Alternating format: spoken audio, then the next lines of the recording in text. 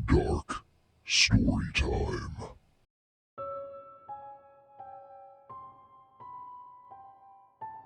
Time doesn't pass only in hours and days, but also in shadows. Shadows of those we don't let go, and of those who remain to remind us of what we have forgotten to be. The silence of the night began to settle like a thick fog over the house, and each object seemed to come to life under the faint glow of the moon. The house rose like a relic of a bygone era, with cold, cracked walls, like dry veins preserving the echo of those who had once lived. The windows, covered in a thick dust, were its dead eyes, no longer looking outward but inward, into the shadows preserved in silence. In the corners, heavy cobwebs hung like forgotten veils at a wedding of shadows, an unsung ritual between it and those who had come before. The stairs wound like a heavy wooden sigh, each step seeming to murmur buried stories. Once, these very hallways, had been filled with footsteps and laughter, but now, the only sound was the faint creak of the walls, like hearts turned to stone that refused to beat. It was a house that kept all seasons in a dead time, a place that remained suspended between night and day, between life and an icy stillness. In every room, there was a forgotten breath, cold and heavy, like an unspoken prayer, trapped in the body of that old house. The furniture, covered with thick layers of dust, stood motionless, like petrified witnesses. And from the ceiling hung silent chandeliers, like skeletons of light. Every corner hid a story, a gaze, a faint echo, and the walls sometimes seemed to vibrate as if murmuring names that had no one left to speak them. The clock sat deep in the darkest corner of the room, tall, somber, like a mute witness to times gone by. Its wood seemed carved from the night itself, with rough grooves that seemed to tell stories of long past years. It was covered with a patina of darkness and dust, like an old mantle from a forgotten realm, and its face, hidden beneath a cracked glass, stared like an eye frozen in time, cold and piercing. Its hands were like two long, sharp daggers slicing the silence in jerky movements, endlessly, each time a reopened wound. The sound of its ticking was deep and grave, a prolonged sigh like an iron heart that refused to stop. Despite the weight of the years, its ticking rolled through the air like a metallic sigh, burdened by the weight of an untold story, an echo of a lost century. In the middle of the clock's face, a small, barely visible symbol appeared beneath the thick layer of dust. A mysterious symbol, a mark of ancient witchcraft, like a seal guarding the entrance to another world. The clock didn't just measure time. It was an altar of shadows and memories, a silent guardian of an occult bond, preserved for those who dared to listen. Each deep tick seemed to carry a call, a silent invocation, waiting for a living heart to answer. The girl stepped slowly into the inherited house, and the old floor creaked under her weight, as if it recognized the steps of a stranger from long ago.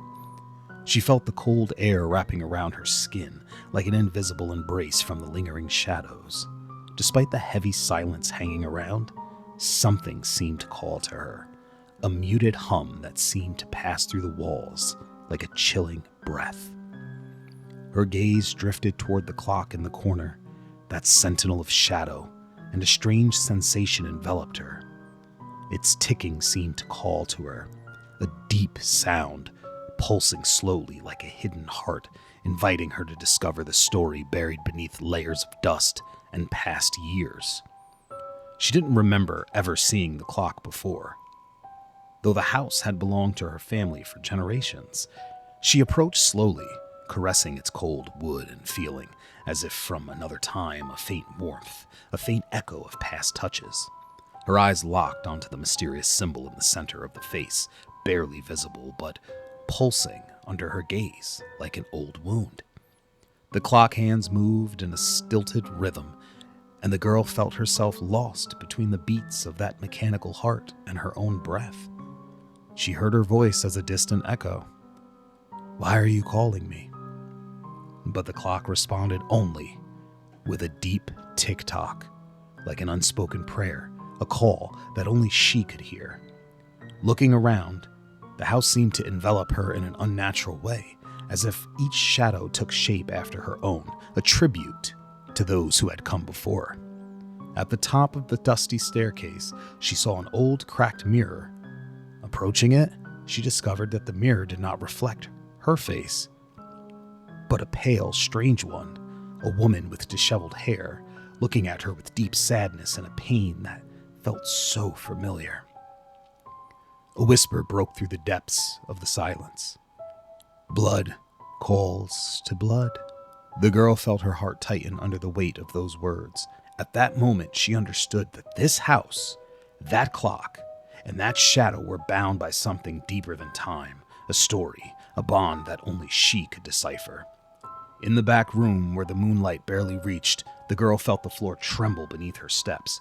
Something was drawing her to the darkest corner of the room, where an old wardrobe stood, covered with a thick layer of dust. Approaching, she noticed one of the floorboards was slightly raised. With slight hesitation, she knelt and lifted the board, discovering a small, delicate box wrapped in a thick, time-worn fabric. Unwrapping the fabric, she found an aged silver locket engraved with that same familiar symbol from the clock. At the touch of the cold metal, she felt a faint vibration, a strange emotion, like a memory that wasn't hers but pulsed within her. Opening the locket, she found an old, faded photograph of a young woman with piercing eyes and disheveled hair, looking directly at her with an intensity that pierced her soul. On the back of the photo, written in an elegant handwriting, were the words, "For those who come after me, my blood is also your blood." The girl felt those words weigh heavily on her, like a promise she didn't understand but couldn't shake. It was as if that woman had been waiting for her all along. The locket seemed to be a key, a symbol of a forgotten bond, and she understood that something awaited her in that dark clock, a truth she would discover only at midnight, when time and shadows would intertwine.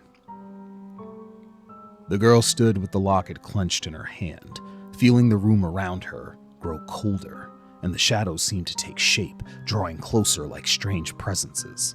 Every tick of the clock became a dull echo that carried her deeper into the story of the woman in the locket.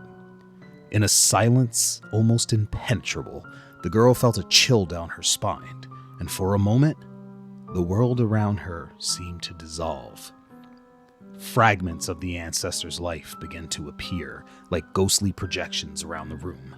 The girl saw the woman, young and beautiful, leaning over an old spellbook, summoning shadows and speaking to them in desperate whispers. She was trapped in a world of pain, a world where her own dreams had mingled with the curses the others had cast against her. Then the scene changed.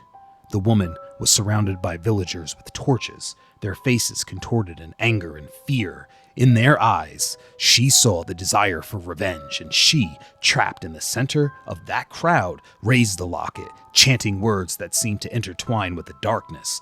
But that dark magic she tried to use against them turned back on her.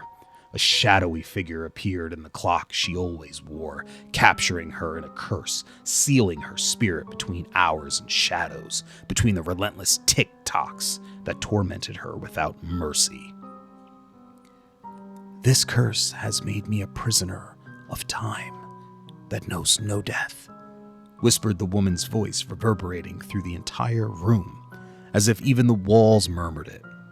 "To free me, you must enter the darkness of the clock and bring me back to light."